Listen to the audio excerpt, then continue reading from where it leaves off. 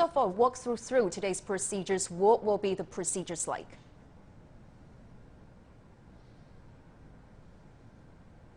Well, the action in the House of Representatives is just about to get underway, and what we're going to see is a series of debates and then some procedural votes as well before we actually get to the yes or no vote on impeaching US President Donald Trump. Of course, the House is controlled by the Democrats, but we could also see some support amongst House Republicans as well for impeaching Donald Trump.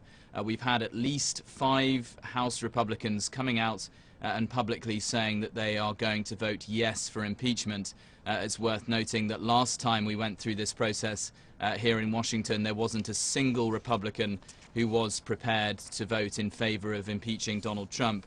What happens after this vote in the House? Well, at some point, this article of impeachment for incitement of insurrection will be sent up to the US Senate for a trial, but at this point it's still very unclear at what point the article is going to be sent up to the Senate and when that trial could potentially begin.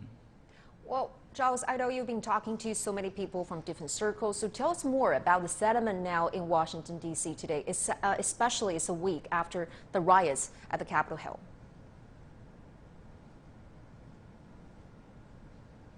Well, it's certainly a tense atmosphere here in Washington, D.C. The city has actually been under a state of emergency since last week when we saw those extraordinary scenes of hundreds of Trump supporters storming into the heart of the US Congress itself, and actually that state of emergency is going to be in place until at least the inauguration of Joe Biden on the 20th of January, potentially a few days after that as well.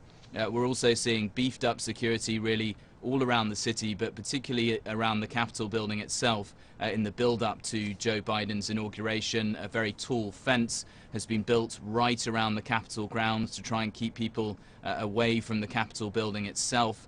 We also have road closures coming up. They're going to be closing down just huge stretches of roads around the Capitol building and the National Mall once again, just to control the flow of traffic around that building in the wake of this attack.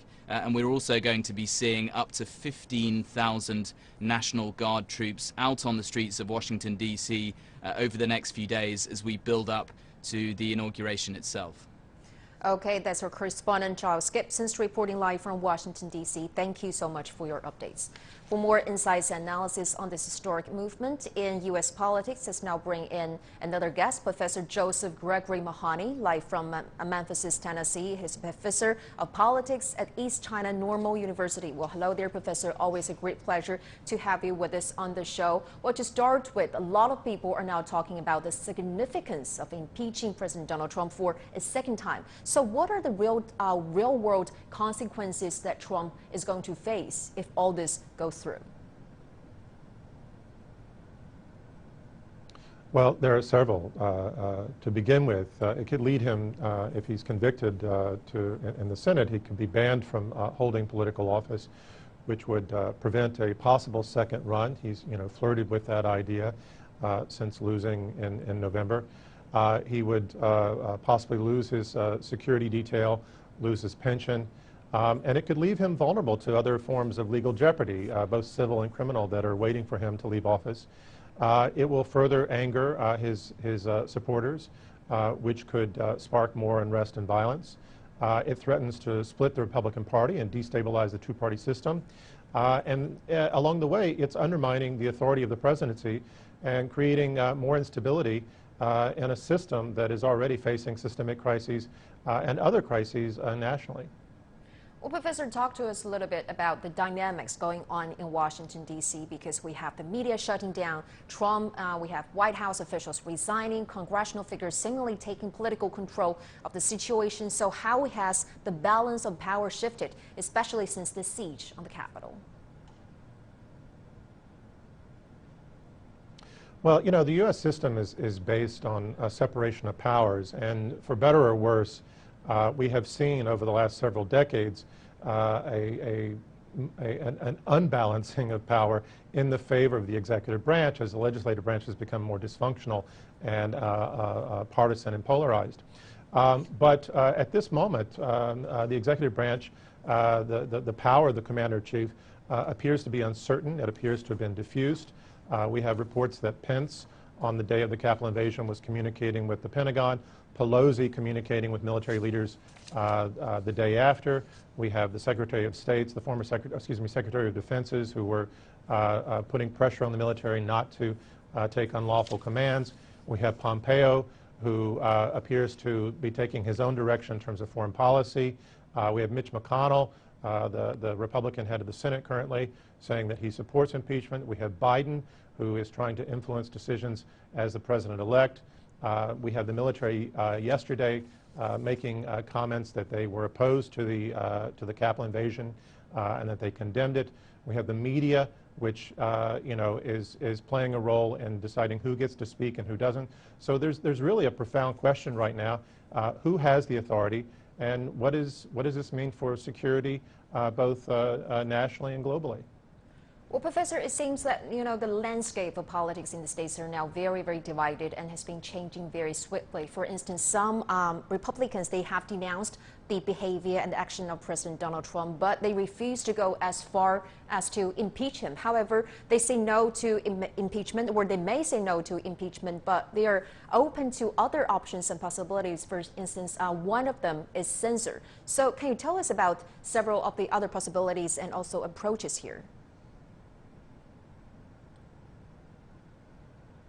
Well, I think, again, this is all...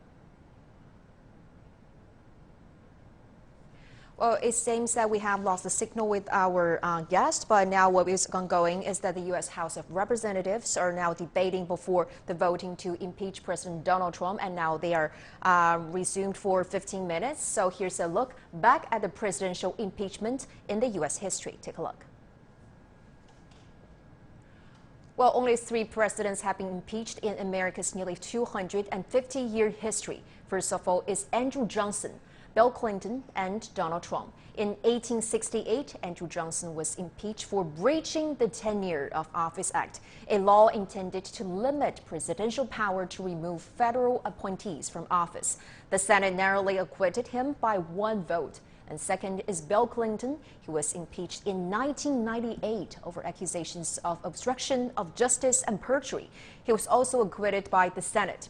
And the third is President Donald Trump. He is said to be the first president to be impeached twice. He was impeached by the House of Representatives in December 2019 over accusations of abuse of power and obstruction of Congress. He was also acquitted by the Senate this time around. He is accused of inciting violence by encouraging his supporters to storm the U.S. Capitol. Well, last week's riot at the U.S. Capitol has been described as one of the darkest days in American democracy, and President Donald Trump's role in the rallies has pushed U.S. lawmakers to impeach him for the second time. CGTN's anchor Wang Guan gives his insights. An outgoing president incited an uprising against his democratically elected opponent, causing bloodshed. You would think this was some country in the Middle East or Africa, where Washington preached free and fair elections or intervened militarily to install a democracy. But this is the United States, a sore loser, who lost to his challenger by 7 million votes and some 70 electoral college votes, and who lost most lawsuits defying these results, instigated a mob who looted and attacked Capitol Hill to stop the final vote count to certify Biden's win. And where were the Trumps during these protests?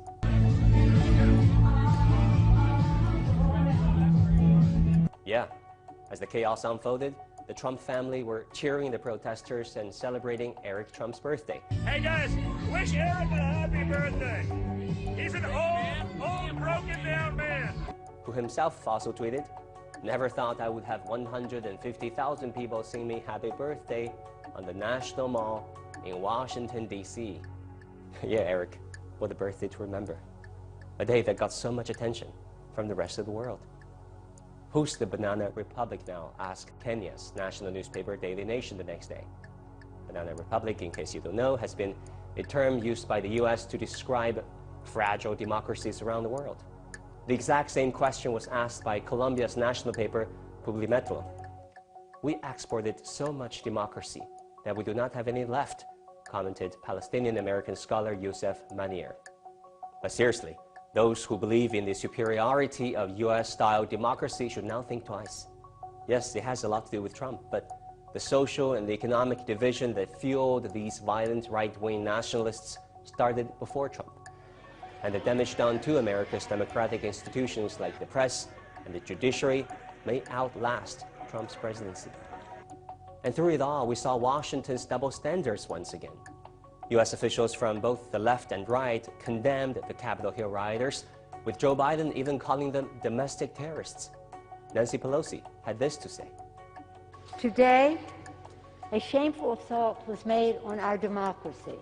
But during the violence in Hong Kong, during which rioters raided and vandalized the legislature, set metro stations on fire and threw petrol bombs at police, even stabbing one of them in the neck, U.S. officials called them pro-democracy activists. About these protests, Nancy Pelosi said this. It's a beautiful sight to behold, and I commend the courage of the people there for speaking out.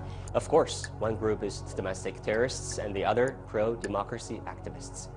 We've seen this before, haven't we? Islamists who attack the U.S. and its allies have been called terrorists, whereas extremists killing innocents in China were repressed ethnic minorities.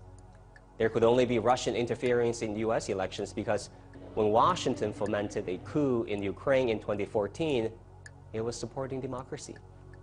Kings and emirs in the Persian Gulf were Washington's friends and allies, and elected leaders in Syria and Zimbabwe were dictators, and their elections, of course, rigged. Now back to the Capitol Hill riots. You know what I was thinking when I saw those images? Trump's inaugural speech 4 years ago, because I was there.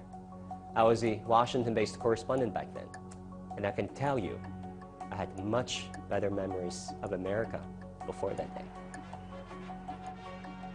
The Bible tells us how good and pleasant it is when God's people live together in unity. We must speak our minds openly, debate our disagreements honestly, but always pursue solidarity.